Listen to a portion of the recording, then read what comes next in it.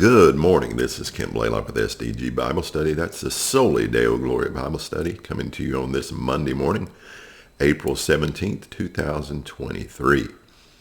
Hope you're doing well. I hope you had a good day of worship yesterday, and I hope you're ready for this coming week, and we'll give God the glory in it. This morning we will continue in our reading of God's Word in a chronological fashion, reading from the One Year Chronological Bible. We're in 1 Samuel. And we'll be beginning in the 23rd chapter, I believe. We'll just see in a second. We had left off where David finds himself in the city of Keilah. He's inquired of God if the people of Keilah are going to give him up to King Saul, and God has informed him that they will. And that's where we pick up in our reading this morning. So join me as we read together.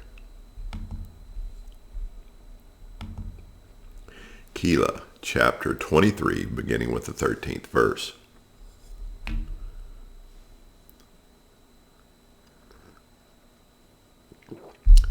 Then David and his men, who were about 600, arose and departed from Keilah, and they went wherever they could go.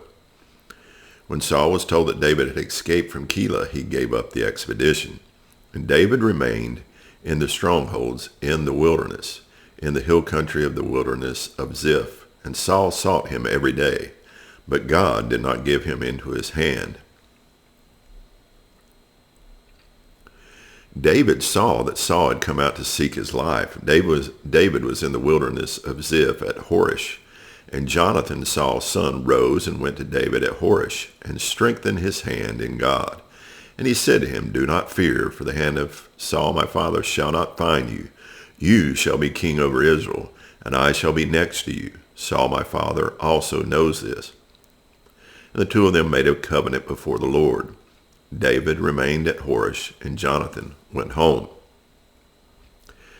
Then the Ziphites went up to Saul at Gibeah, saying, Is not David hiding among us in the strongholds at Horesh, on the hill of Hachilah, which is south of Jeshimon?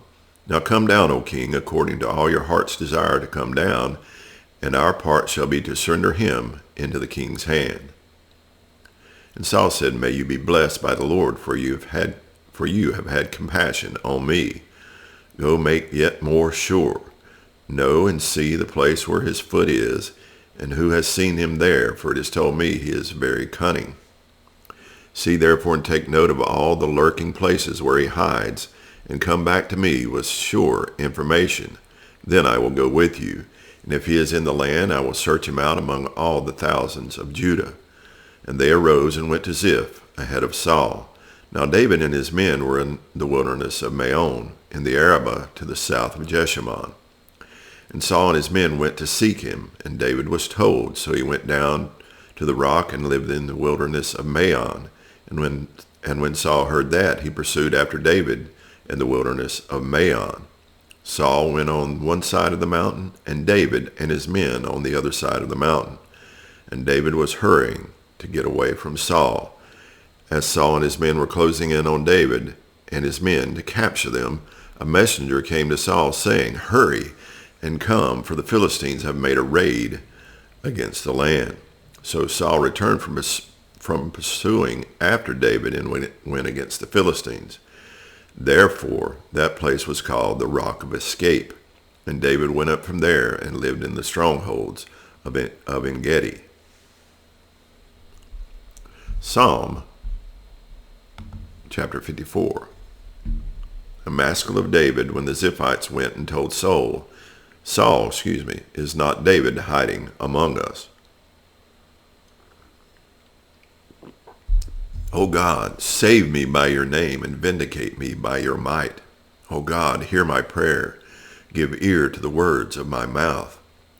For strangers have risen against me. Ruthless men seek my life. They do not set God before themselves. Selah. Behold, God is my helper. The Lord is the upholder of my life. He will return the evil to my enemies. In your faithfulness, put an end to them. With a freewill offering I will sacrifice to you. I will give thanks to your name, O Lord, for it is good. For he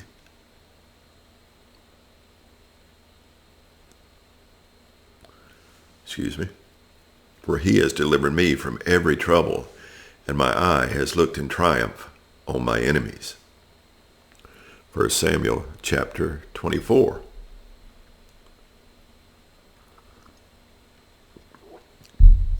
When Saul returned from following the Philistines, he was told, "Behold, David is in the wilderness of En-gedi." Then Saul took 3,000 chosen men out of all Israel and went to seek David and his men in front of the wild goats' rocks.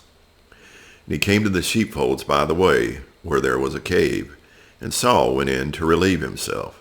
Now David and his men were sitting in the innermost parts of the cave.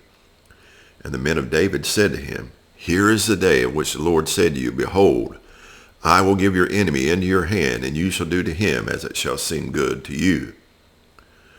Then David arose and stealthily cut off a corner of Saul's robe.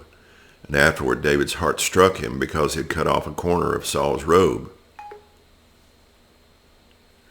He said to his men, "The Lord forbid that I should do this thing to my Lord, the Lord's anointed, to put out my hand against him, seeing he is the Lord's anointed." So David persuaded his men with these words, and did not permit them to attack Saul. And Saul rose up and left the cave and went on his way. Afterward David also arose and went out of the cave and called after Saul, "My lord the king." And when Saul looked behind him, David bowed with his face to the earth and paid homage. And David said to Saul, "Why do you listen to the words of men who say, Behold, David seeks your harm? Behold, this day your eyes have seen how the Lord gave you today into my hand in the cave. And some told me to kill you, but I spared you. I said, I will not put out my hand against my Lord, for he is the Lord's anointed. See, my father, see the corner of your robe in my hand."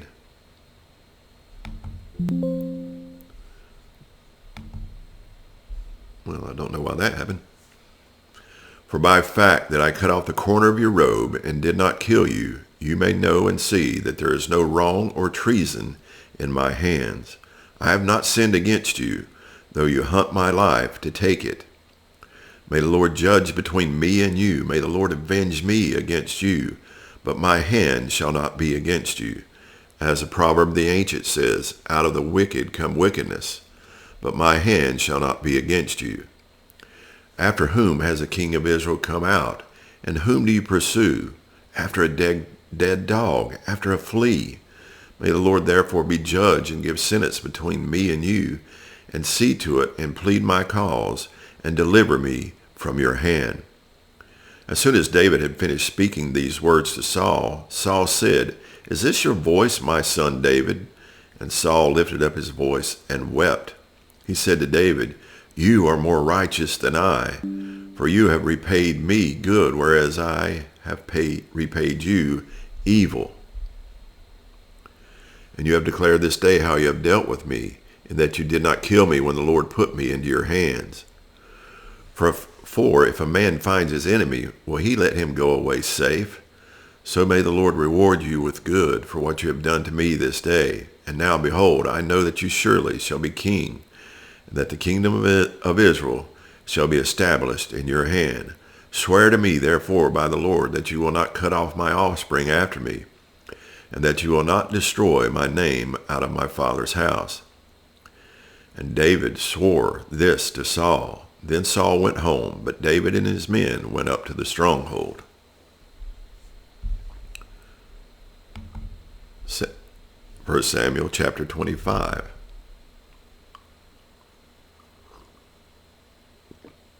Now Samuel died, and all Israel assembled and mourned for him, and they buried him in his house at Ramah. Then David arose and went down to the wilderness of Paran. And there was a man in Maon whose business was in Carmel. The man was very rich. He had 3,000 sheep and 1,000 goats. He was shearing his sheep in Carmel. Now the name of the man was Nabal, and the name of his wife Abigail. The woman was discerning and beautiful, but the man was harsh and badly behaved. He was a Calebite. David heard in the wilderness that Nabal was shearing his sheep. So David sent 10 young men. And David said to the young men, "Go up to Carmel, and go to Nabal, and greet him in my name. And thus you shall greet him. Peace be to you, and peace be to your house, and peace be to all that you have. I hear that you have shearers. Now your shepherds have been with us, and we did them no harm, and they missed nothing all the time they were in Carmel. Ask your young men, and they will tell you. Therefore let my young men find favor in your eyes, for we come on a feast day. Please give whatever you have at hand to your servants and to your son David." When David's young men came, they said all this to Nabal in the name of David, and then they waited. And Nabal answered David's servants, "Who is David? Who is the son of Jesse? There are many servants these days who are breaking away from their masters. Shall I take my bread and my water and my meat that I have killed for my shearers and give it to men who come from I do not know where?" So David's young men turned away and came back and told him all this. And David said to his men, "Every man strap on his sword."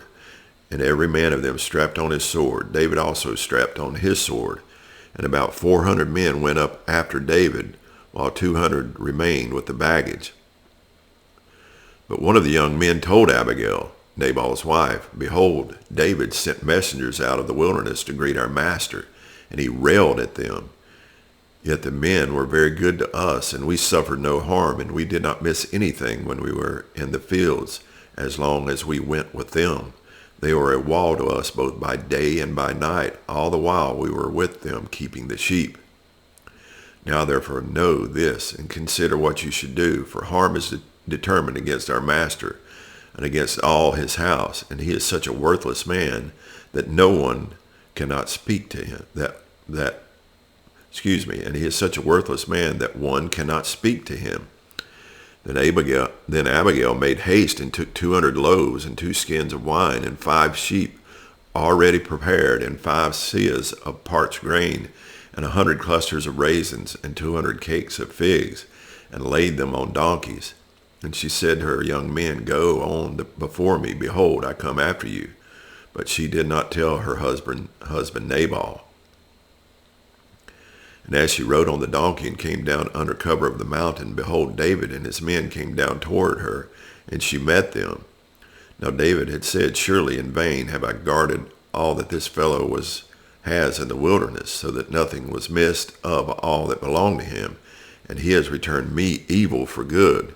God do so to the enemies of David, and more also, if by morning I leave such man as one male of all who If by morning I leave so much as one male of all who belong to him."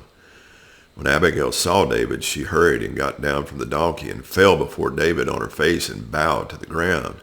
She fell at his feet and said, "On me alone, my lord, be the guilt. Please let your servant speak in your ears and hear the words of your servant.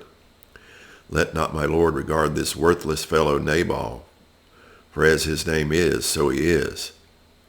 Nabal is his name, and folly is with him. But I, your servant, did not see the young men of my lord whom you sent. Now then, my lord, as the Lord lives, as your soul lives, because the Lord has restrained you from blood guilt and from saving with your own hand, now then let your enemies and those who seek to do evil to my lord be as Nabal. And now let this present that your servant has brought to my lord be given to the young men who follow my lord. Please forgive the trespass of your servant, for the Lord will certainly make my lord a sure house, because my lord is fighting the battles of the Lord. And evil shall not be found in you so long as you live.